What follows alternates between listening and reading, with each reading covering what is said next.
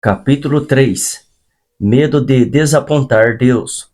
Deus está zangado comigo. Tenha bom ânimo, filho. Os seus pecados estão perdoados. Mateus 9, verso 2. Noble Doss deixou a bola cair. Uma bola, um passe, um erro. Em 1941, ele deixou uma cair, e ela lhe persegue até hoje. Por minha causa perdemos um campeonato nacional, diz. O time de futebol americano da Universidade do Texas era considerado o número 1 da nação, na esperança de uma temporada invicta e uma vaga no Rose Bowl. Eles jogaram contra o rival da liga, a Baylor University, com uma vantagem de 7-0 no terceiro quarto. O quarterback de Longhorn lançou um passe em profundidade para um Doss cheio de espaço. A única coisa que eu tinha entre mim e o gol, lembra, eram 20 metros de grama. O arremesso estava na mira. Os torcedores de Longhorn ficaram de pé. O Doss certeiro viu a bola e esticou os braços, mas ela escorregou. Baylor se organizou e empatou o placar com apenas alguns segundos de jogo. A equipe do Texas perdeu seu lugar no ranking e, consequentemente, sua chance no Rose Bowl. Eu penso naquela jogada todos os dias, admite Doss. Não que ele não tenha outras memórias. Casado e feliz há mais de 6 décadas. Pai, avô. Serviu a Marinha durante a Segunda Guerra Mundial. Apareceu na capa da revista Life com seus colegas de time do Texas. Interceptou 17 passes durante sua carreira na universidade. Um recorde universitário.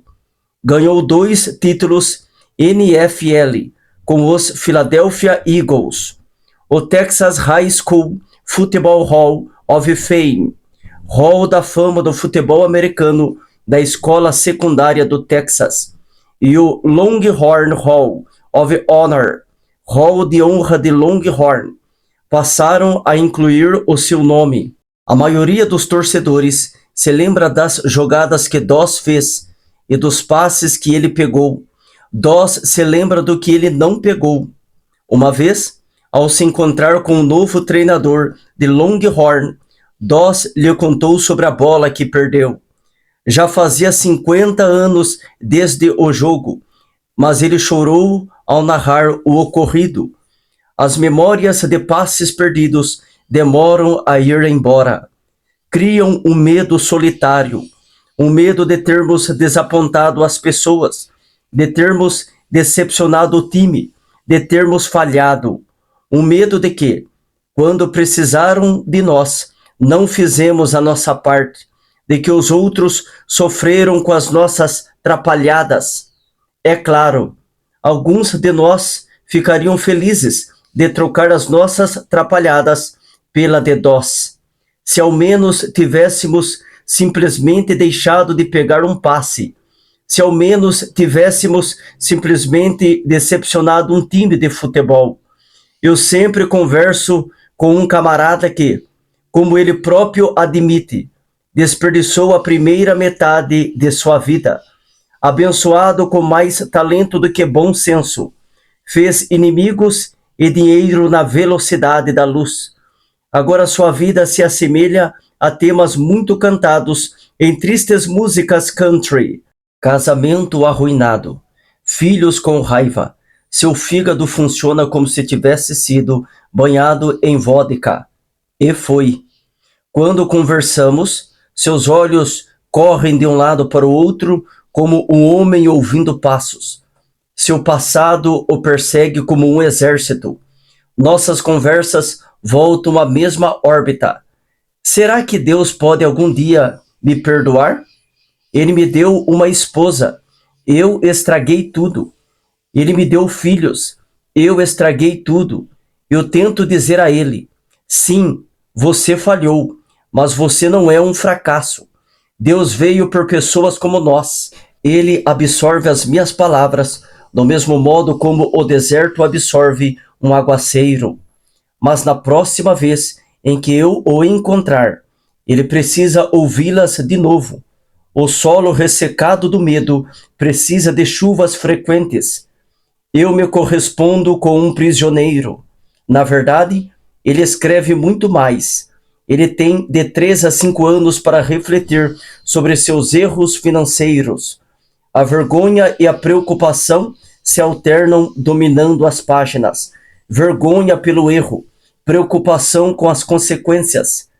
Ele decepcionou a todos que ama, incluindo Deus. Teme que já tem pecado para além da paciência de Deus. Ele não é o único. O poço de graça de Deus deve ter um fundo. Argumentamos. Uma pessoa tem limite das vezes em que pode pedir perdão. Diz nosso bom senso. Desconte cheques demais de misericórdia, e mais cedo ou mais tarde, um deles vai bater sem fundos. O demônio adora essa linha de pensamento. Se ele conseguir nos convencer de que a graça de Deus tem fundos limitados, chegaremos a uma conclusão lógica. A conta está vazia. Deus trancou a porta da sua sala do trono. Bata o quanto quiser, ore o quanto quiser. Não há acesso a Deus. Esse não há acesso a Deus. Libera uma colmeia de preocupações. Somos órfãos, desprotegidos e expostos. O céu, se existe, foi removido do itinerário. Vulneráveis nesta vida e amaldiçoados na próxima. O medo de decepcionar a Deus tem dentes, mas Cristo tem forceps. Em sua primeira referência ao medo, ele arranca os dentes do medo. Tenha bom ânimo, filho, os seus pecados estão perdoados. Mateus 9, verso 2. Note como Jesus coloca ânimo e pecados perdoados na mesma frase. A bravura começa quando o problema do pecado está resolvido. Vejamos, Jesus disse estas palavras a uma pessoa que não podia se mover, um paralítico, deitado em sua maca. Mateus 9, verso 2. O homem deficiente não podia levar o cachorro para passear ou dar uma corridinha no quarteirão, mas ele tinha 4 amigos, e seus amigos tinham um palpite. Quando eles ouviram que Jesus estava visitando sua cidade, puseram seu amigo em uma maca e foram ver o mestre. Uma audiência com Cristo poderia fazer bem a seu amigo.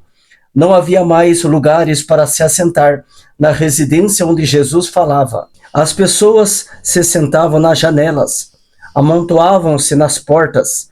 Dava para imaginar que o próprio Deus estava fazendo a aparição de Cafarnaum, sendo o tipo de pessoas que não desistiam tão facilmente. Os amigos bolaram um plano. Não podendo levá-lo até Jesus por causa da multidão, removeram parte da cobertura do lugar onde Jesus estava e pela abertura no teto, baixaram a maca em que estava deitado o paralítico. Marcos 2, verso 4.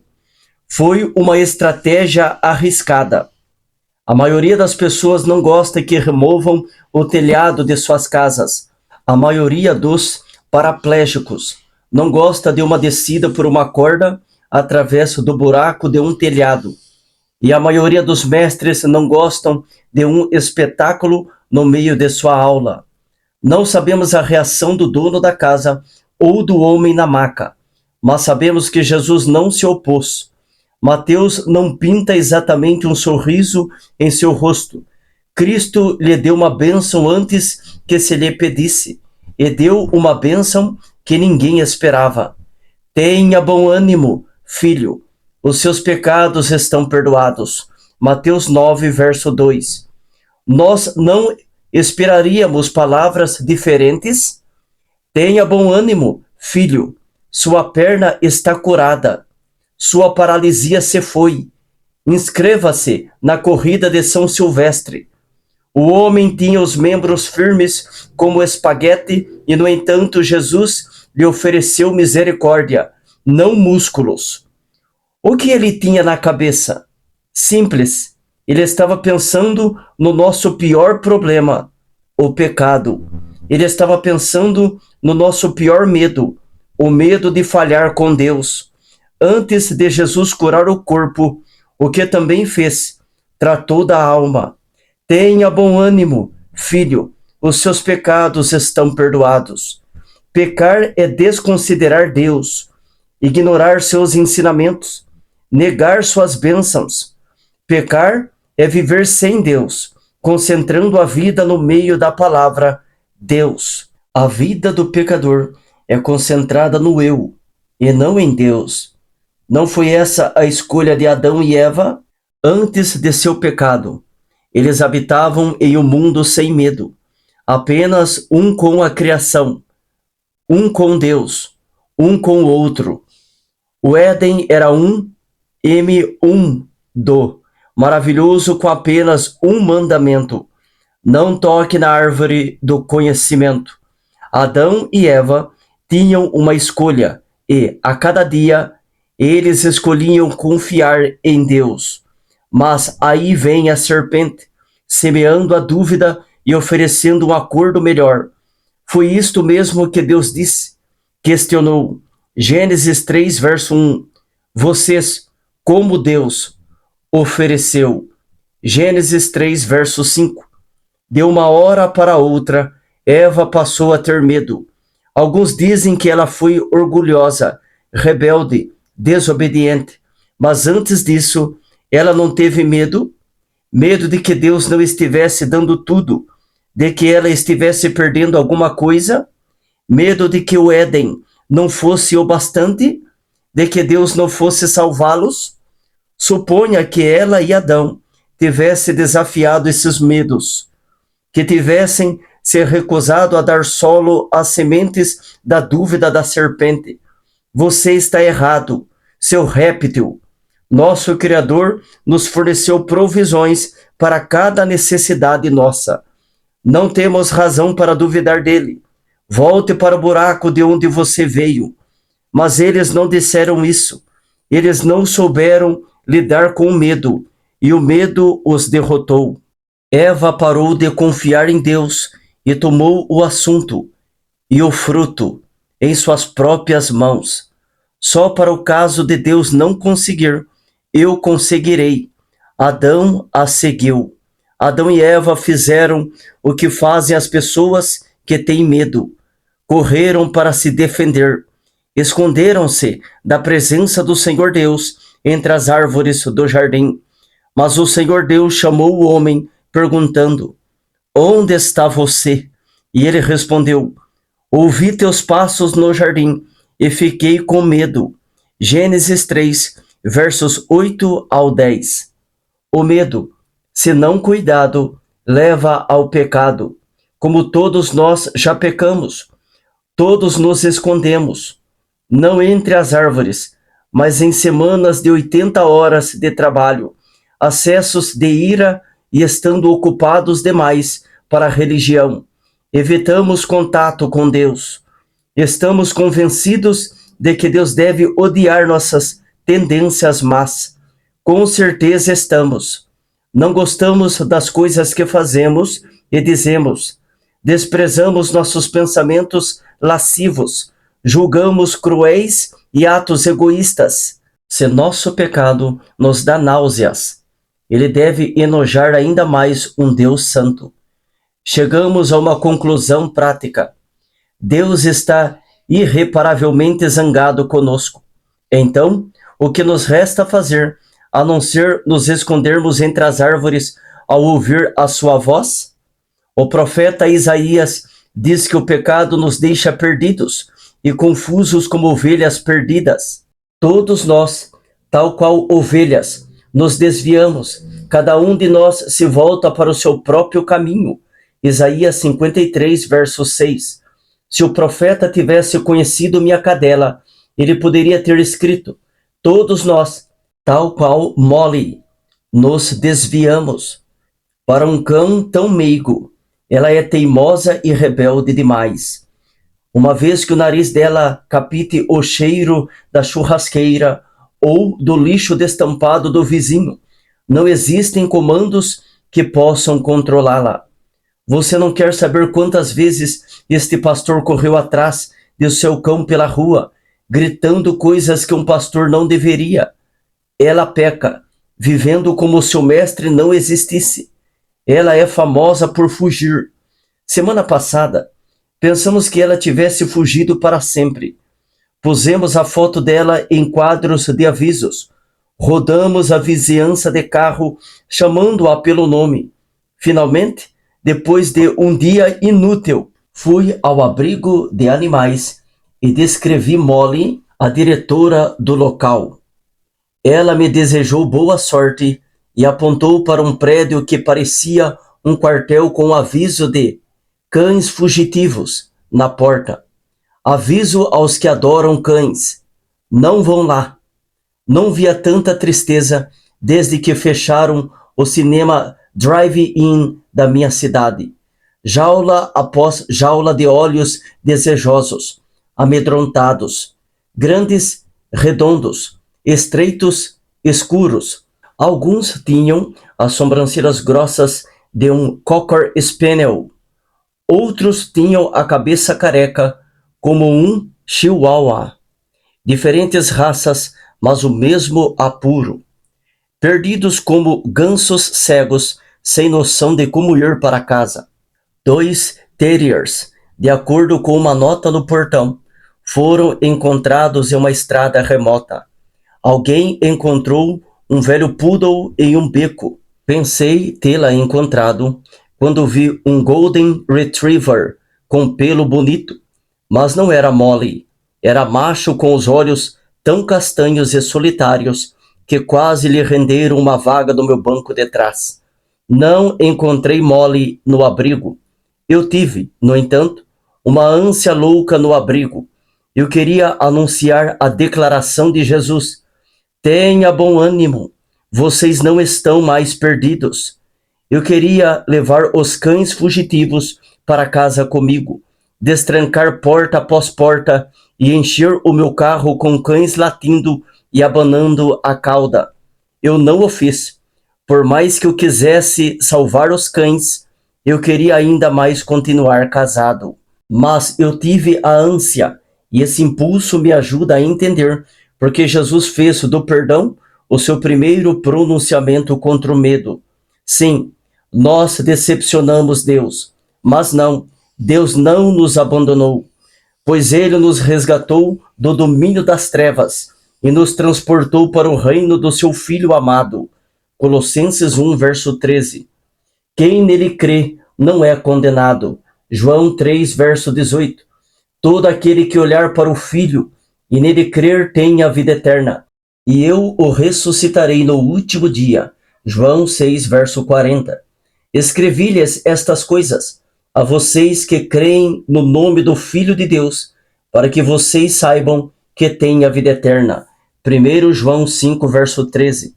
Jesus nos ama demais para nos deixar em dúvida em relação à sua graça.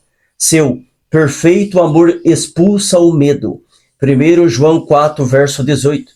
Se Deus amasse com um amor imperfeito, teríamos grandes motivos para nos preocupar. O amor imperfeito mantém uma lista de pecados e a consulta o tempo todo. Deus não mantém uma lista dos nossos erros. Seu amor expulsa o medo, porque ele expulsa o nosso pecado. Amarre seu coração a essa promessa e aperte o nó. Lembre-se das palavras da epístola de João: pois se o nosso coração nos condenar, Deus é maior do que o nosso coração e sabe todas as coisas. 1 João capítulo 3, verso 20. Quando você se sentir sem perdão, deixe os sentimentos de lado. As emoções não votam. Volte para as Escrituras. A palavra de Deus tem preferência sobre a autocrítica e a autodúvida. Como Paulo disse a Tito: porque a graça de Deus se manifestou salvadora a todos os homens. É isso que você deve ensinar. exortando-os e repreendendo-os com toda a autoridade. Ninguém o despreze. Tito 2, versos 11 e 15. Você conhece a graça de Deus? Então você pode amar com coragem, viver robustamente. Você pode pular de trapézio em trapézio. A rede de segurança dele vai amparar a sua queda. Nada fomenta a coragem como um entendimento claro da graça, e nada fomenta o medo como uma ignorância da misericórdia. Posso falar abertamente? Se você não aceitou o perdão de Deus, você está condenado ao medo. Nada pode salvá-lo da percepção atormentadora de que você desconsiderou seu Criador e desobedeceu a sua instrução. Nenhum remédio, conversa motivadora, psiquiatra ou bem material pode acalmar o coração do pecador. Você pode amansar o medo, mas não pode removê-lo. Só a graça de Deus pode. Você já aceitou o perdão de Cristo? Se não tiver, faça-o. Se confessarmos os nossos pecados, Ele é fiel e justo para perdoar os nossos pecados e nos purificar de toda injustiça. 1 João 1, verso 9. Sua prece pode ser simples assim: Amado Pai, eu preciso de perdão. Eu admito que me afastei de vós. Por favor, perdoai-me. Coloco minha alma nas vossas mãos e minha confiança na vossa graça. Por intermédio de Jesus eu oro. Amém. Tendo recebido o perdão de Deus, viva perdoado.